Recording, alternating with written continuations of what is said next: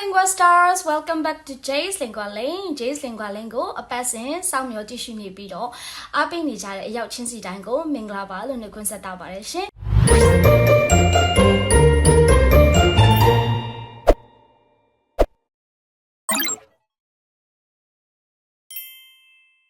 ဒီတစ်ခေါက်ဗီဒီယိုလေးမှာတော့ pronunciation အတူတူကျင့်လို့ရမယ် tongue twister လေးကိုအတူတူလုပ်သွားပေးမှာဖြစ်ပါတယ်။အတူတူလေ့ကျင့်ဖို့အတွက်နှစ်ခေါက်ဖတ်ပြပေးပါမယ်။ပထမတစ်ခေါက်ကတော့တစ်လုံးချင်းစီရဲ့အတန်ကိုတိတိကျကျမှန်မှန်ကန်ကန်ကြားဖို့အတွက်ဖြည်းဖြည်းလေးပဲဖတ်ပါမယ်။ဒုတိယတစ်ခေါက်ကတော့ fluency ကျင့်ဖို့အတွက်နှက်ခမ်းလေးကိုမြန်မြန်လေးသွားတတ်တဲ့အကျင့်လေးဖြစ်ဖို့အတွက်မြန်မြန်လေးဖတ်ပါမယ်။ဒီတစ်ခေါက်အတူတူဖတ်နေရင်လည်းမြန်မြန်မဖတ်နိုင်သေးရင်လည်းကိစ္စမရှိပါဘူး။အိမ်မှာတစ်လုံးချင်းစီကျင့်ပြီးတဖြည်းဖြည်းချင်းကျင့်လို့ရပါတယ်။ဘယ်အရာကမှမြန်မြန်နဲ့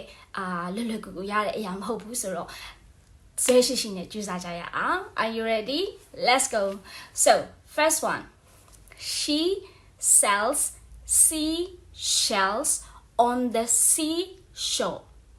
And the seashells that she sells on the seashore are seashore shells. She sells.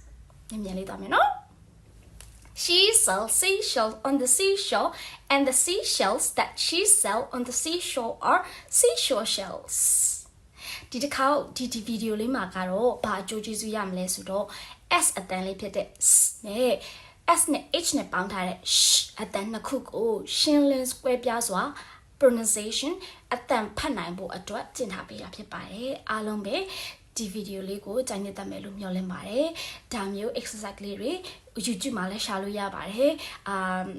စာရွက်လေးပေါ်မှာချရေးထားပြီးတော့နေ့စဉ်အရာမဝင်ခင်အရာထားတဲ့အချိန်မှာ practice လုပ်ပြီးတော့ကိုယ့်ရဲ့အတန်ထွက်ကိုရှင်းလင်းပြတ်သွားစွာအတန်ဖတ်နိုင်ကြပါစေလို့ဆန္ဒပြုပါတယ်ရှင်အားလုံးကိုကျေးဇူးတင်ပါတယ်နောက်ဗီဒီယိုမှာပြန်တွေ့ကြပါမယ် Have a good day